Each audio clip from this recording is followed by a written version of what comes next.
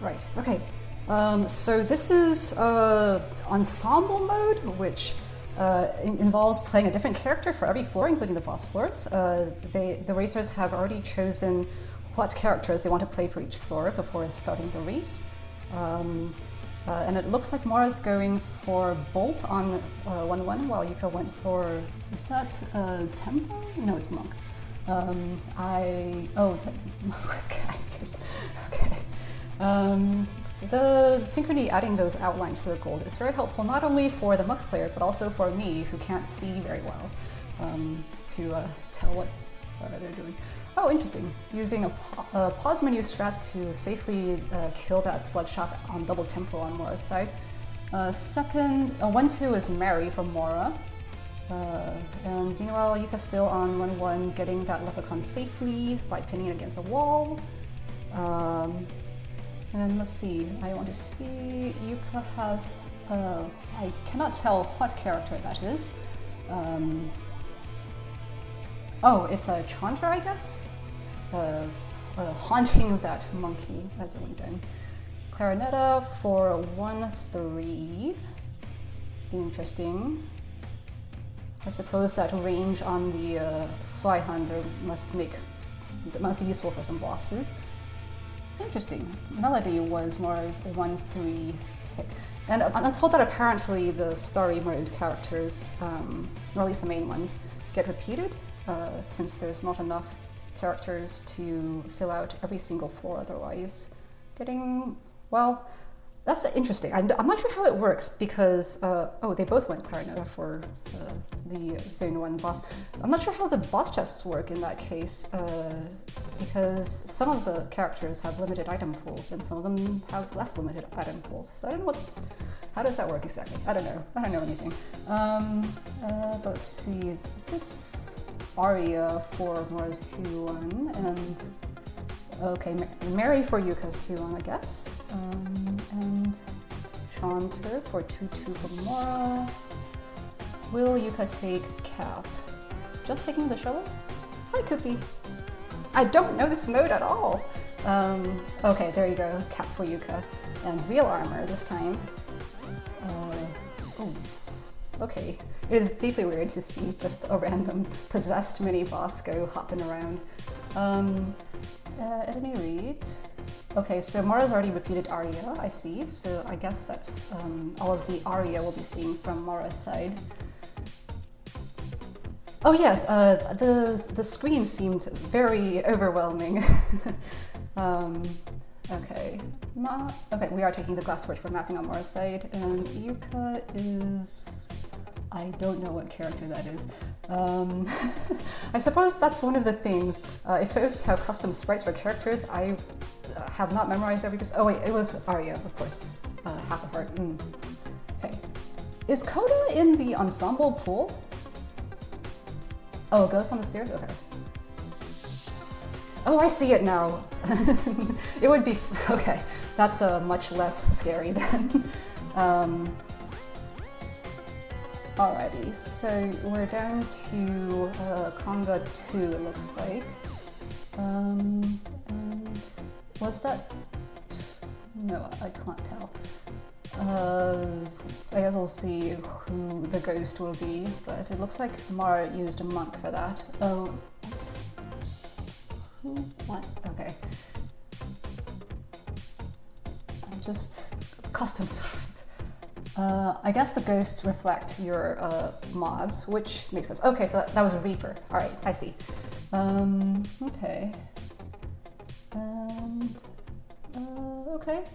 I mean, I did miss seeing what exactly they had chosen at the very beginning when they were setting up their character selections.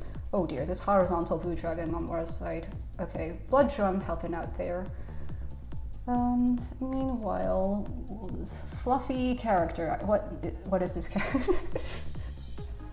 And okay, that's Nocturne on Mora's side.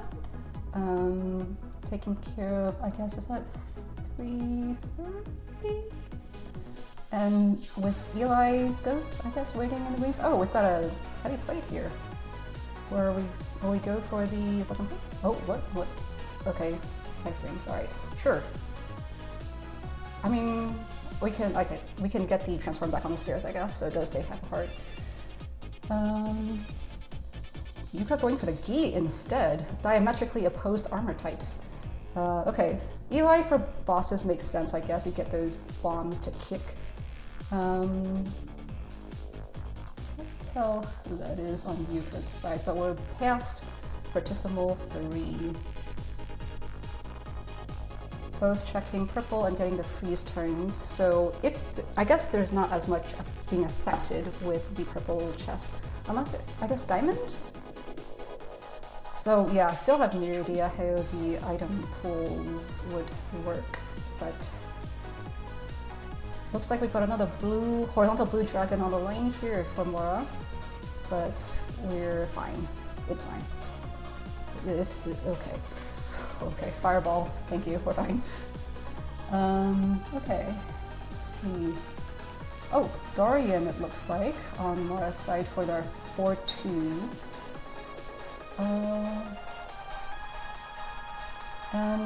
Okay.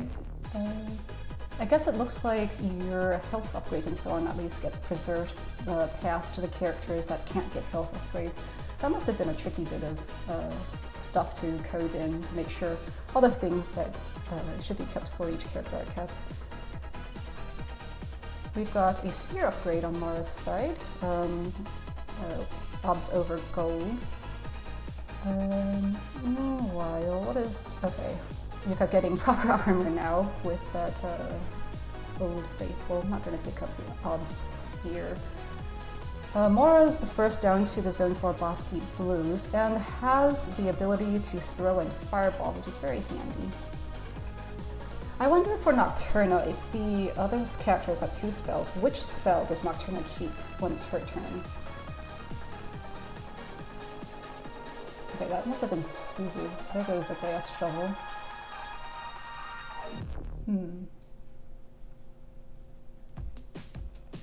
Yeah, they both went Suzu for that same, that 5-1 I think it was. And Dove, interesting, for 5-2 or 5-3. It's a little bit off the screen for me, I need to like fix that maybe. But just running straight for the exit. We don't need to kill things, that's fine. Looks like tempo for this boss fight. I guess the infinite damage for CR5 will make that good and quick, but Yuka going to, on my screen, snag that by the RTA diff 4 seconds. So a really close one, very difficult to keep track because people are on different characters. But this seems like a very chaotic mode. Okay, so this time perhaps we'll see the character selection screen. Oh, I guess we're using the same set of characters again on Yuka's side, is it? Since we're straight up to the seed entry screen already. Sounds like folks have really been, what you call it, theory crafting out their ideal character orders in this mode. I wonder if there will be any swap overs as folks, I guess, play more races and kind of get a sense for what they like or don't like in a race setting.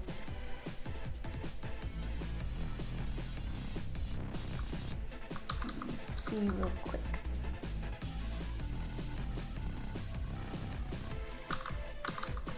Okay.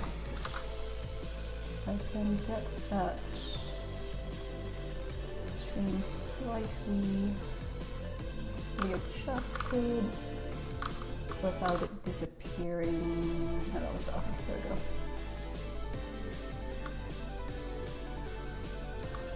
Maybe that's a little better. Okay. Looks like no adjustments on Mora's side either, so we're both keeping the same character order as we had the first race. And I forgot to loot Yuka. Okay. Yuka has been looted. Although it was a close one, so yeah. At any rate, we're ready with our second seed. Immediately bolting down. or barding down, I guess, in Yuka's case. It makes sense, I suppose, to have a fast character for your 1/1, since that's slowest soul and all that. Oh, we've got a potion, and even a nice dragon to help open it for us. That's very handy. Love to see it. And not going to take too long either, since we've specifically chosen characters that can go mashy mash for that floor. Nice start. Are we going to check this with food? It is food. Very handy. Kind of a shitty food shop, but sure, whatever.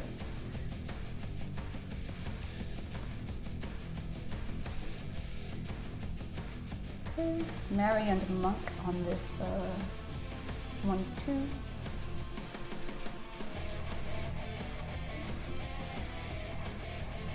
This Monk getting a little bit trapped, but we're fine.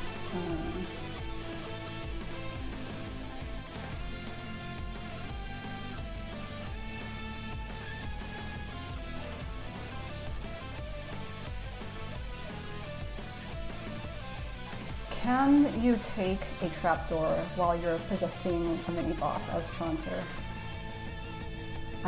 They're too big, right, to go down trapdoors? So it would be like if you had Gigantism, I assume.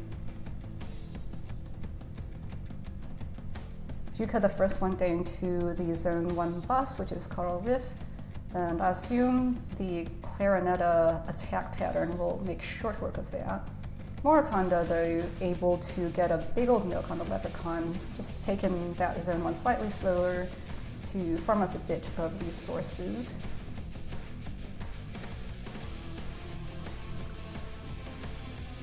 Interesting. So the thing about using Clarinetta for your Zone 1 boss means that you're essentially guaranteeing yourself what? Is it Boots of Strength or something like that out of the Black Chest? Is that the reasoning there? Because we've seen it twice in a row, and it looks like she's armor locked as well as weapon locked, so at any rate. Oof, there goes Arya's potion immediately on Mora's side for that 2/1. But we're good. We're out of there. And does the Arya potion get reset on the second time you play her? I guess I'll keep an eye out for when Mora's second Arya... Oh, it does come back. Okay, so you get 2 potions essentially. That's nice. And you can even just quaff that potion on trapdoors. I guess it makes it slightly less expensive since you'll be on another character already. Interesting. No, Eli able to take care of that deep lose much more quickly with the bomb kick, whereas Monk has to dance around making sure he isn't blocking himself off with the gold. But let's see, are we going to be able to... Yeah, we can check weapon there. Glass flail without protective boots in Zone 3. Seems scary. But I guess if we just take a million trapdoors, that's fine. Oh, Yuka found a Shrine of Darkness somewhere. So we've got mapping and also scariness. Oh no, angry goblins. Okay. We're fine, we survived. Let's see. Blood Harp, interesting. Without any damage ups, however, so... Okay, now we've got the strength back. It's kind of a tricky choice, I guess. You know, either protection for yourself against ooze or whatnot, or 1 damage. Okay. There's our second sighting of the Eli boss fight on Laura's side. I think we've probably got 2 more in the bag. I might have missed one, but... Okay, Darkness Zone 4 with very little in the way of protective items is scary. But at least you can't break a Blood Harp, whereas... but Mora does have glass armor for that flail, so I guess it's #fine. Throwing Charm, unfortunate. We can't really use that on the flail without breaking it. Although I guess if we go onto a different like weapon lock character, we could probably use it for their weapon. Oh. This appears to be a Shadows Conjure on Yuka's side. Fascinating.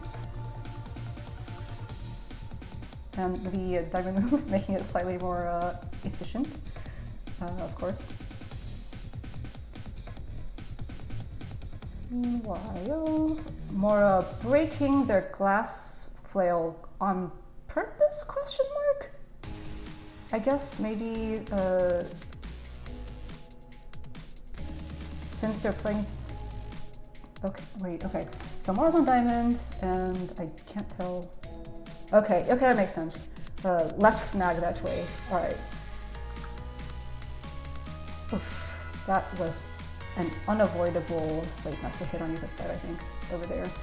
Mora, meanwhile, already taken care of Death Metal 4, and hey, able to use that now throwable glass shard to take care of Death Metal a little more quickly for that last hit. Oh, Suzuing Zone 5 is so fun. That was definitely extremely scooty.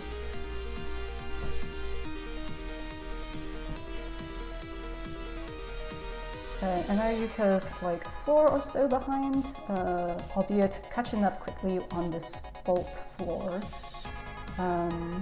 while Melody is a little bit slower in terms of damage. But we've got Dove upcoming, so that's going to be real fast if we can get there in time, without dying, that is, because we are working with no armor.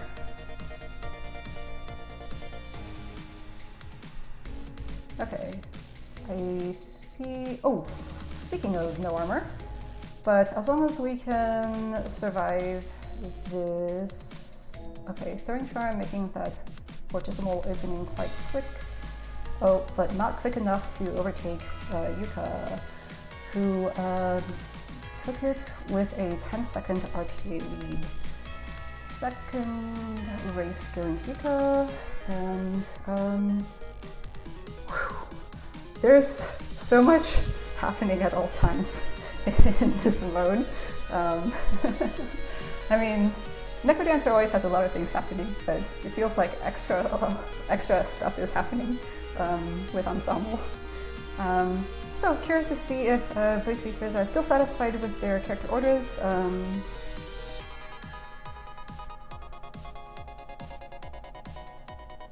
it looks like probably. Oh no. Okay, alright.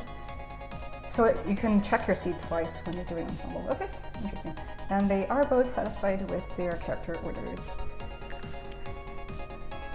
Fun looking seed, staff and ring of pain. Pack for meme shenanigans.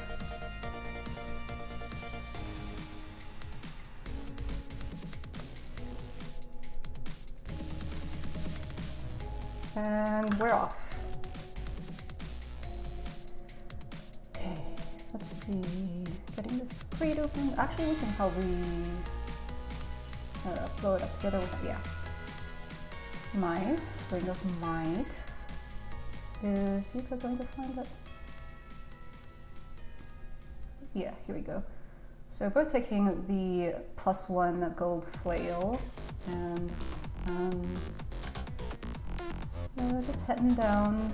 Shall we take this Onyx Broad? Yes for Yuka, no for Mora. Interesting.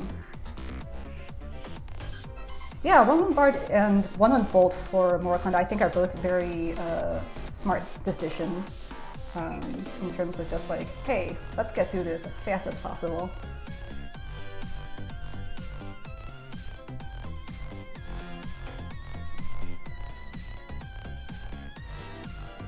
Let's see, quick trapdoor for more on 1-3 down to DB1. That makes sense, Castle Mind. That's the other consideration, right? Putting on 1-1 a character where you're less confident with the thing. It's so satisfying to watch Clarinetta just kind of floop all the way through the chess pieces. Although Yuka did drop beat there, so no Boots of Strength. or whatnot. Let's see, will Mora check for, yeah. Okay, so Mora now has +2. Yuka missing out on the Boots of Strength due to, oh, there goes that potion for Arya as well.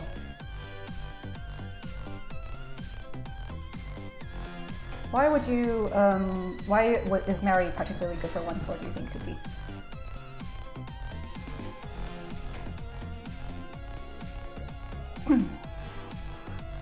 Just in terms of, I guess, getting, not being on the floor with a bunch of other stuff? Okay, Mora thinking about going down to +1? No, we're leaving the Ring of Piercing behind, but that is a nice ring, and it's a pity you can't have them both. Yeah, that makes sense, would be just a lot of enemies all around.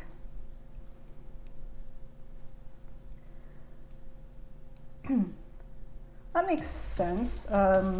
Although, I mean, I also saw a couple of Eli's on bosses for these players, which I think makes sense because Eli can be kind of slow on regularly, but having those infinite kickable bombs seems really handy for quick boss kills.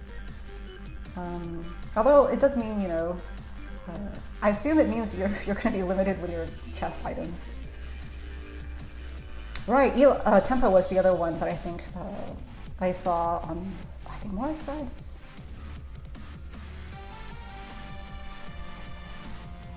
Yeah, exactly. And Mora's got an Obsidian Rapier. Fabulous. Did not see, was that a boss chest check? Because Yuka got a Sweater Suit out of that boss chest, but that was because they were on Eli.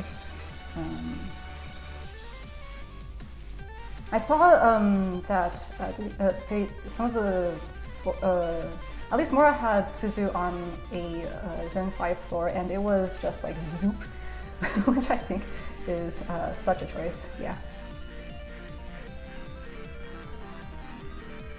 Just zooping through the Zone 5 corridors. Ooh, Yuka getting stuck between these spirits. Fortunately, I think that was the last bomb, I think. And we're heading down to our Zone 3 boss for Mora, which is King Konga. Now, we do see some very disparate armors in that shop. Looks like Yuka's going for the not dying one. Very fair, because we're down to very little health. Are we going to just pop this holy water, or are we going to carry it? We're going to carry it, it looks like. And that leprechaun is gone. So that might make a difference as to black bats in Zone 4, who are very mean, not at all nice.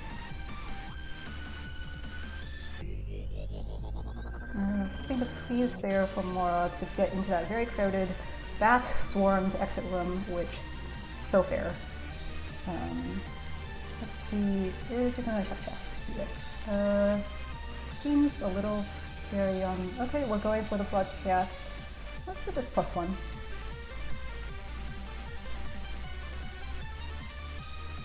I do think it's nice that even when you're... Okay, what the heck is Green Bat? What more type of character is that? Oh, that's the... Okay, that makes sense, that's Diamond. And look at the funny ring too. But yeah, it's nice that you can see what items you would have on another character, even if they're disabled currently. Just Diamond scooting out of there.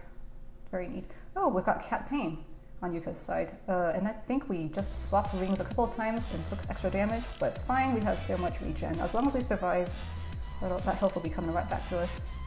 There's that Suzu for Mora. The Zoop.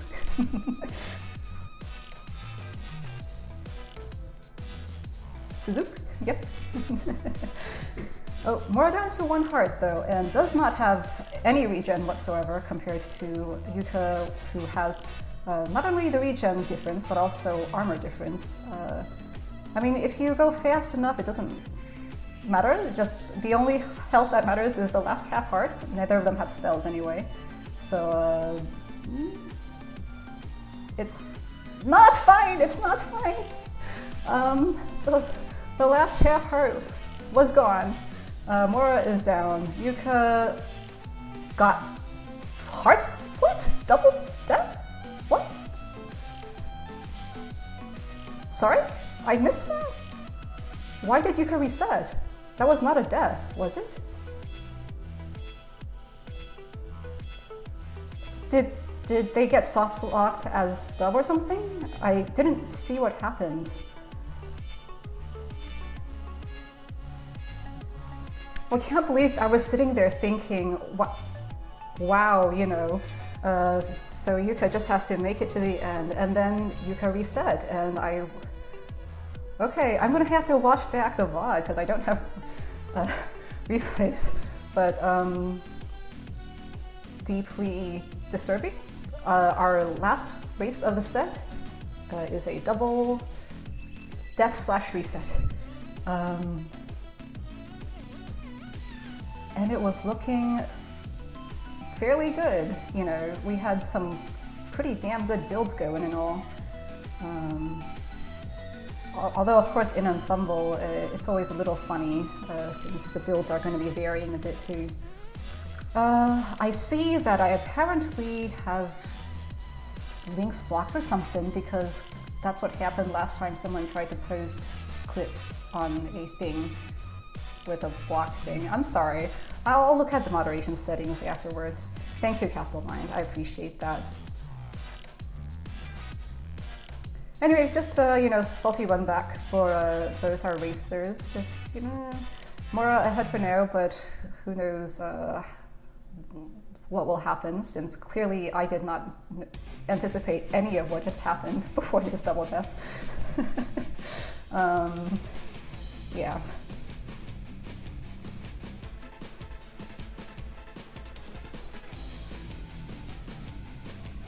But I guess at least one difference this run back is that Yuka will flawless the DB1 and be able to get the boots of strength, and will be on slightly more parity with Mora at the early game. Although who knows if they will have... Oh, actually, I see Yuka just completely skipped the Bloodshot this... No, didn't it? Not... Kept the dagger. Oh no, they're on... Shoot, of course, they're on Arya. Oh right, because there's no bands in Ensemble mode. That's very funny. I just had a moment of like shock and terror, but it's just... Okay, this time Mora is keeping piercing. Interesting. I wonder what particular elements of the... if any particular elements of the previous attempt... That monkey is very funny. Okay, there we go. Let's see. Okay, I thought Mora was going to take the boss shrine for the damage up there, but I guess not. Yes, Cookie, this is supposed to be how it works. I don't know the exact like decision things behind it, but yeah, Tough mentioned it when explaining the funny bug with Yuka's illegal acts yesterday. Oh dear. This freeze was a little bit tricky. No way to easily access the angry frozen puddle with. Hi, Winterbit. Welcome to the Chaos Race. Mora died in Zone 5, and then Yuka reset also in Zone 5, and I did not see what happened, but Castlemine found the clip. So we'll be perusing that later. Also, I don't know how this mode works, so folks have been educating me.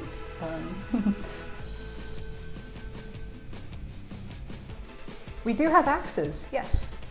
Although Yuka looks like did not get the axe, is sticking to the bloody fork?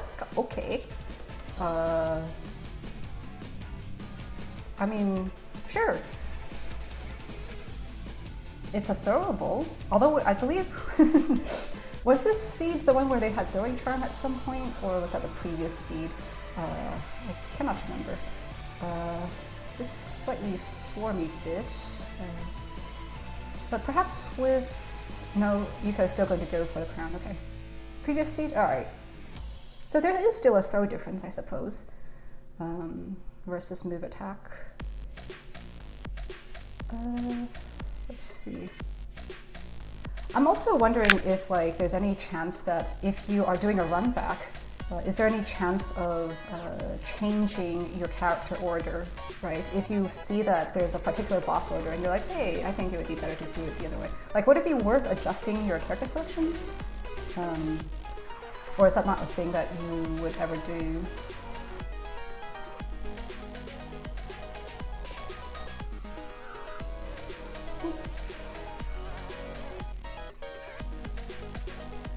I mean, because it seems like it would be a bit fiddly to be like changing your character selections.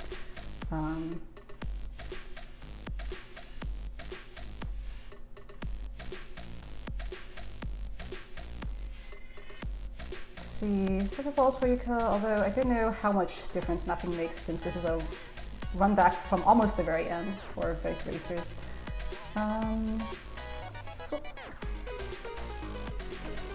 Is it, well, yeah, I guess, but like if you're, like, it would count against the RTA, right? If you do change your character selection in the middle of a race, I assume.